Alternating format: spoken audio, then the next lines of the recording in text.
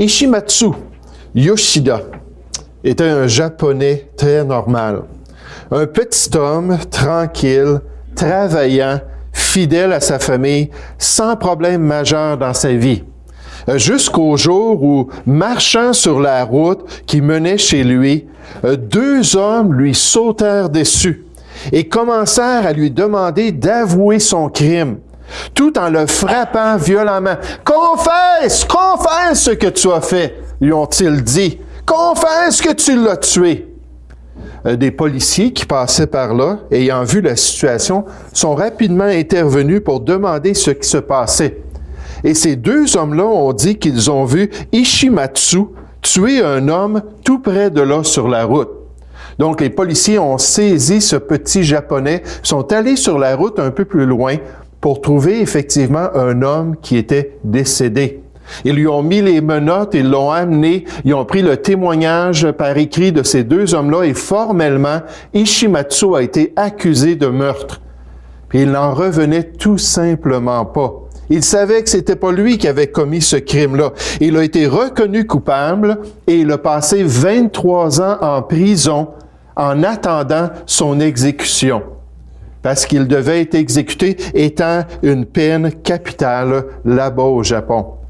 Mais finalement, avant d'être exécuté après 23 ans, il y a d'autres informations qui sont venues à la surface et ils ont découvert que ces deux hommes-là qui avaient accusé Ishimatsu, c'était eux qui avaient tué ce personnage. Finalement, Ishimatsu a été relâché, reconnu innocent, relâché, puis il est parti avec cette expérience terrible-là. Puis là, on pense à cela, puis on pense, quelle injustice! Quelle tragédie! Quelle méchanceté humaine! Quelle expérience pour Ishimatsu! Mais nous, en tant que chrétiens, quand on vit des choses difficiles, qu'est-ce qu'on doit faire? Comment est-ce qu'on doit réagir lorsque quelqu'un nous fait du mal? Comment ne pas être conforme au siècle présent, aux manières des gens autour de nous, quand les émotions sont vives et le cœur est blessé? Et j'aimerais vous dire, ça arrive aux enfants de Dieu, même peut-être trop souvent dans la vie d'un chrétien. Dieu nous offre des instructions dans sa parole pour nous permettre de le glorifier même lorsque nous vivons les pires injustices. J'aimerais vous demander de tourner à ces instructions inspirées dans l'Épître aux Romains au chapitre 12 pour apprendre comment glorifier Dieu et comment ne pas être conforme aux réactions humaines normales, les réactions des gens qui nous entourent. Romains chapitre 12 qui adresse la question des injustices. À partir du verset 17, Romains chapitre 12 au verset 17. On nous dit, ne rendez à personne le mal pour le mal. Recherchez ce qui est bien devant tous les hommes, s'il est possible, autant que cela dépend de vous. Soyez en paix avec tous les hommes. Ne vous vengez point vous-même, vous qui vous dites chrétiens, vous qui dites avoir expérimenté le pardon de Dieu, de toutes les offenses que vous avez faites à sa personne. On nous dit, ne vous vengez point vous-même, bien-aimés, mais laissez agir la colère, car il est écrit, et c'est Dieu qui parle, « À moi la vengeance, à moi la rétribution, dit le Seigneur. » Mais si ton ennemi a faim, voici l'alternative à la vengeance. Si ton ennemi a faim, donne-lui à manger. S'il a soif, donne-lui à boire. Car en agissant ici envers ton ennemi, tu amasseras des charbons ardents sur sa tête. Ne te laisse pas vaincre par le mal, mais surmonte le mal par le bien. Est-ce que le plan de Dieu est clair dans ce passage, dites-moi? Est-ce que ces instructions sont compréhensibles pour nous? Comment est-ce que vous résumeriez, puis je sais qu'il y a déjà du monde qui l'a fait, mais en voyant ce passage-là, comment est-ce que vous résumeriez les instructions du Seigneur? Juste en quelques mots. Dieu nous demande de quoi? Pardon?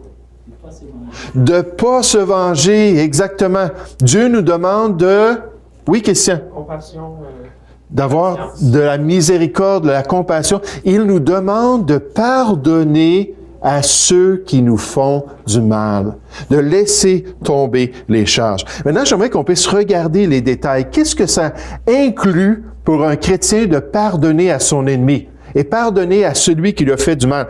C'est clair dans le passage ici pour l'enfant de Dieu que le mal ne doit pas engendrer le mal. Le mal ne doit pas engendrer le mal. Il y a deux options. La première option, c'est pour le chrétien de rendre le mal. Tu me fais mal, moi je vais te faire mal aussi. Tu m'as insulté, moi je vais t'insulter. Tu m'as donné un coup, moi je vais te donner un coup. Ça, c'est la première option. La deuxième option, c'est refuser de le faire. Se maîtriser, puis continuer à faire ce qui est bien, malgré ce que les gens autour de nous ont fait. Donc, on a la première option et plusieurs chrétiens vont la pratiquer. Il y a l'autre option, et ça, c'est l'idéal de Dieu. C'est le plan de Dieu pour l'enfant de Dieu. Au verset 17, ça dit « Ne rendez à personne ». Et ça, c'est exclusif, là. Il n'y a pas de catégorie. « Ah oui, mais lui, c'est un musulman. » ou « Ah, lui, il est de telle nationalité. » ou « Ah, lui, il travaille, là, dans mon département, puis je l'aime pas. » Non, ça dit « Ne rendez à personne le mal pour le mal. » Recherchez ce qui est bien devant tous les hommes. Ça, c'est un peu la continuité de ce qu'il avait dit au verset 14. Verset 14, il dit « Bénissez ceux qui vous persécutent. » Quelle maîtrise de soi, n'est-ce pas? Bénissez ceux qui vous persécutent. Bénissez et ne maudissez pas. J'aime bien le conseil que Salomon a dit à son fils. Il a dit, ne dis pas. Nécessairement, c'est sous-entendu dans ton cœur. Ne réfléchis pas, ne pense pas ainsi. N'aie pas ce raisonnement-là. Je lui ferai comme il m'a fait. Je vais me venger. Je rendrai à chacun selon ses œuvres. Dieu nous dit, c'est pas œil pour œil. Son objectif pour nous en tant que chrétiens. C'est pas dent pour dent. C'est pas faire vivre à l'autre ce qu'il nous fait vivre. En fait, c'est de refuser de le faire. Et quand je refuse de me venger, à ce moment-là, je suis différent des gens autour de moi. Je suis différent des gens qui vont agir selon leurs émotions, qui vont agir selon leurs sentiments.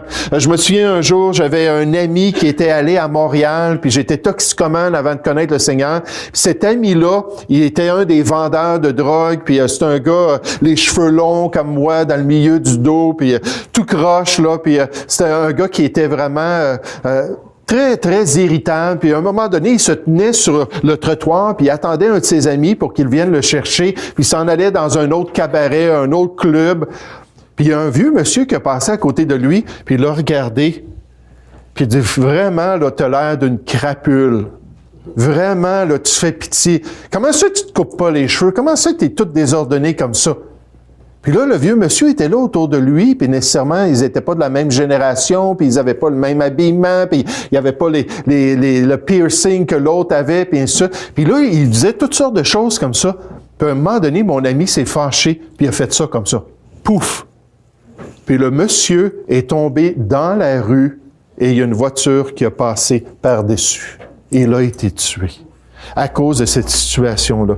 Mais Dieu nous dit que pour le chrétien, il ne faut pas agir comme ça. Pour le chrétien, il faut se maîtriser. Jésus a dit à ses disciples, « Aimez vos ennemis. Faites du bien à ceux qui vous haïssent. Bénissez ceux qui vous maudissent. Priez pour ceux qui vous maltraitent. » Puis il a dit, « Soyez donc miséricordieux, comme votre Père est miséricordieux. » Vous savez ce qui fait toute la différence? C'est la présence de Dieu dans notre vie. Je me souviens d'un évangéliste qu'à un moment donné, quelqu'un lui avait dit « Ah, tu m'agaces avec ton message de la Bible. Tu m'agaces. Tu es tellement... Toi, là, tu fais plein de problèmes autour de toi. » Puis là, il l'insultait, puis l'évangéliste, il a dit « Écoute, avant, je faisais partie d'une gang de motards. » Puis il dit « Si j'avais pas connu le Seigneur Jésus, puis tu m'avais parlé comme ça, tu ferais plus partie des habitants de ce monde. » Il dit, moi, j'aurais réglé ton cas. Mais le fait que Jésus était venu dans sa vie, ça avait fait toute la différence. Donc, le mal, frères et sœurs, ne doit pas engendrer le mal. Ça, c'est la première leçon. Il ne faut pas réagir, il ne faut pas suivre l'impulsion de se venger. Maintenant, deuxièmement, on remarque dans ce passage-là que Dieu est le seul juge adéquat. Dieu est le seul juge sur l'être humain et sa conduite. Il est le seul qui est digne d'exercer une vengeance, de rendre à l'homme ce qu'il mérite. Au verset 19, on nous dit, « Ne vous vengez-vous pas, point vous-même, bien-aimés, mais laissez agir la colère de qui? Car il est écrit, « À moi la vengeance, à moi la rétribution, dit le Seigneur. » Donc Dieu nous dit, « Je suis celui qui peut me venger adéquatement, correctement. » Dieu sait exactement quoi faire dans la vie d'un individu. Il sait exactement comment agir. C'est pour ça qu'il a dit aux chrétiens que la colère de l'homme, ça n'accomplit pas la justice de Dieu. Il dit, c'est seulement moi qui sais quoi faire. Même si Dieu a donné des autorités à l'être humain sur d'autres êtres humains, ultimement, la justice parfaite vient seulement de Dieu. Imaginez si un chrétien se venge. Imaginez si un chrétien rend à son prochain selon ce qu'il considère légitime de faire vivre à son prochain. Et finalement, il se trompe. Puis il fait quelque chose à cette personne-là. Comme mon ami, lui, c'était pas un chrétien, là, mais mon ami qui a juste poussé dans sa colère, « Laisse-moi tranquille! » Le vieux monsieur est tombé dans la route, je pense que c'était sur le boulevard Saint-Denis à Montréal. Puis il y a une voiture qui a passé dessus. Mais imaginez qu'est-ce que le chrétien va expérimenter s'il prend les choses entre ses mains, s'il se venge lui-même. Les apôtres, à un moment donné, ils avaient vu une foule de Samaritains qui avaient rejeté leur sauveur. On le sait comment ça fait, c'est dur pour notre cœur, n'est-ce pas, quand quelqu'un se moque de Jésus, quelqu'un veut rien savoir de son évangile. Ça vient nous pincer dans le cœur. Des fois, on va donner un traité à quelqu'un, puis il va le déchirer devant nous, puis il va le jeter à terre, puis il va marcher dessus. Ça nous affecte dans notre cœur. Mais quand les apôtres ont vu cela, ils ont dit, Seigneur, on sait ce qui doit être fait à ces gens-là. Puis ils dit, on va commander que le feu descende du ciel, puis ils viennent toutes les consumer, comme Élie l'avait fait dans l'Ancien Testament. Puis là, la Bible nous dit, Jésus se tourna vers eux et les réprimanda, disant, vous ne savez de quel esprit vous êtes animés.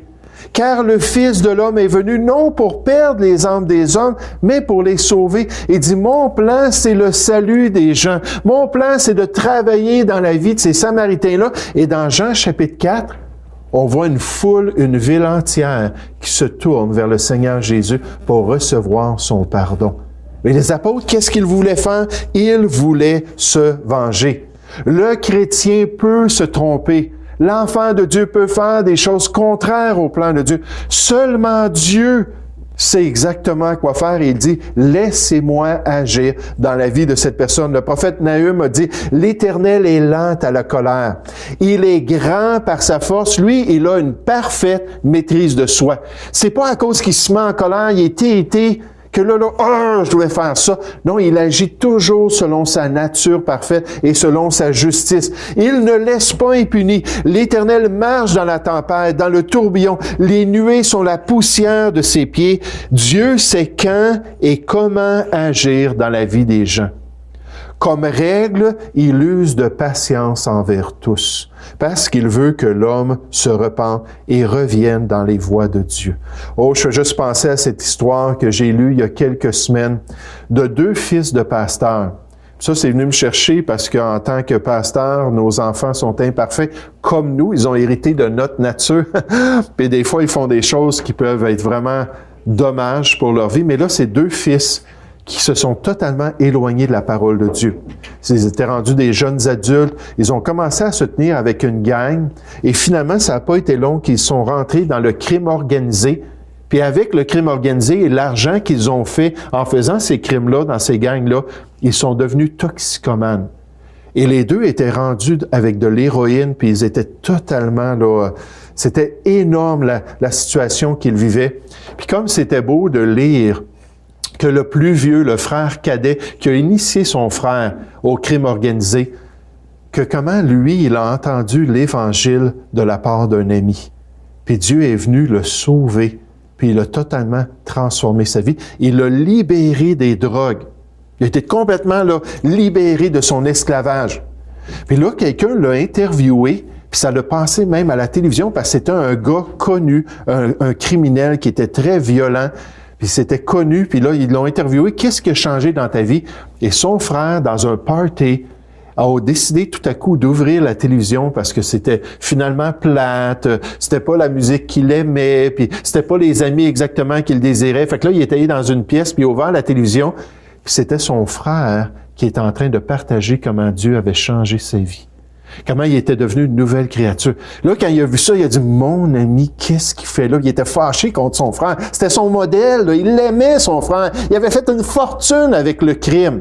Il dit, comment ça se fait, là? Puis finalement, il reçoit le lendemain matin un téléphone de sa mère pour dire, ce matin, ton frère va venir témoigner à notre église. Puis ton père aimerait ça que tu sois là. Fait qu'il a dit, OK. Il dit, je vais y aller.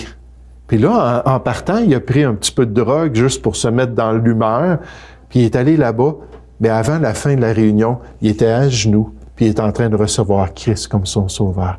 Puis imaginez là, ce qu'il aurait pu expérimenter aux mains de son père, un pasteur, puis sa réputation, puis comment il aurait pu être dur sur lui. Imaginez là, tout le mal que les chrétiens auraient pu lui faire. Mais Dieu savait que ces deux garçons-là, qui sont rendus dans le ministère aujourd'hui, que Dieu allait agir dans leur vie, qu'elle allait transformer leur vie. La première leçon, il ne faut pas que le mal engendre le mal dans notre vie. Il ne faut pas s'abaisser au mal que les gens nous font vivre. Deuxièmement, c'est seulement Dieu qui est juste. C'est seulement lui qui est sage. C'est seulement lui qui peut se manifester puis agir dans la vie des gens convenablement. Et c'est pourquoi le croyant glorifie Dieu par sa victoire sur le mal. Le chrétien va glorifier Dieu à chaque fois qu'il ne se venge pas, à chaque fois qu'il garde son sang-froid, à chaque fois qu'il agit avec bonté envers ceux qui sont méchants envers lui, il glorifie son Dieu. Puis Dieu est fier de son garçon. Dieu est fier de son enfant qui va agir comme ça. Au verset 20, on nous dit, « Mais si ton ennemi a faim, donne-lui à manger. S'il a soif, donne-lui à boire. Car en agissant ainsi, tu amasseras des charbons ardents sur sa tête. » On dit ça dans les deux testaments, l'Ancien et le Nouveau. En d'autres mots, Dieu, là, t'es en train, en agissant, en suivant les instructions de Dieu, t'es en train de permettre au Seigneur d'agir dans sa conscience, de briser la glace et la dureté de son cœur, puis de pouvoir le transformer. Il dit, sois donc bon, ne te laisse pas vaincre par le mal, mais surmonte le mal par le bien. Sois bon envers tous les hommes. Oh, j'aimerais vous dire, Dieu est puissant. Sa grâce est disponible. Le chrétien, grâce à cette relation-là avec le Seigneur, peut surmonter les plus grandes adversités à ces mêmes Romains qu'on voit ici et à tous les chrétiens. Une question est posée de la part de Dieu. Cette question-là, c'est « Qui nous séparera de l'amour de Christ? » Hein? Qu'est-ce qu'on peut vivre dans notre vie qui va nous éloigner de Dieu? Est-ce possible, avec la grâce de Dieu? On nous dit, sera-ce la tribulation, ou l'angoisse, ou la persécution, ou la faim, ou la nudité, ou le péril, ou l'épée, toutes les choses qu'on peut vivre de la part de nos concitoyens. Mais la réponse, c'est que nous sommes plus que vainqueurs par celui qui nous a aimés. Mais vous savez, dans cette histoire-là d'Ishimatsu, Ishimatsu, ce n'était pas un chrétien. Ishimatsu n'avait pas ce privilège-là de connaître le Dieu de miséricorde. Et quand il a appris que finalement c'était les deux bandits, c'était ces deux accusateurs-là qui avaient tué cette personne-là, il a décidé qu'il allait se venger. Que s'il était en mesure, à un moment donné, de mettre la main sur un de ces deux-là, il allait les battre, Puis à un moment donné, alors qu'ils attendaient de passer en cours effectivement, merci, il a rencontré un de ces deux personnages-là, puis il a commencé à le rudoyer jusqu'à ce que la police intervienne. 23 ans de sa vie, sa famille, ses amis, tout avait été changé à cause de ces gens-là. Mais vous savez, s'il avait connu la grâce de Dieu, la grâce était disponible et capable de lui donner la victoire. Je lisais une belle histoire cette semaine. À la fin de la Deuxième Guerre mondiale, l'Allemagne était dans le chaos. La société allemande était détruite. Puis il y avait un homme qui s'appelait Slea Godlewski.